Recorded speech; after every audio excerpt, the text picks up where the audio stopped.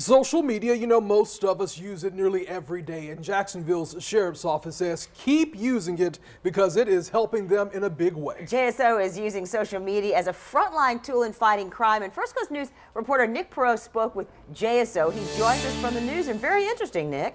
Yes, Jeannie. Well, when you think about it the old way, it used to be you pick up the phone, you call Crime Stoppers. Well, JSO says now it's very successful tools right here at our fingertips. That, of course, is social media, Twitter and Facebook. It's being very successful for the department. When officers hit the streets to solve crime, the more information they know, the better. Specifically Facebook, we used to get a couple tips a day. Now we sometimes get 20, 30, sometimes 40.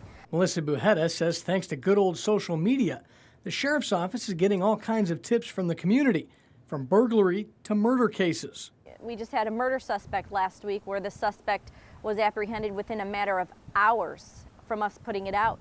And that's what the officer's setting up, perimeters.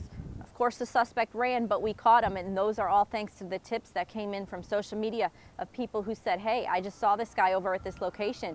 The Sheriff's Department says tips used to mainly come from Crime Stoppers, where many remain anonymous, but that's now changing. Now, with social media, Facebook and Twitter, people are messaging us directly with their name, giving us information, trying to stop crime in their community, using their real name. And we see that as a win when people are able to engage with us, not afraid to step up and say, hey, I might know who this guy is, and it's a win-win for everybody.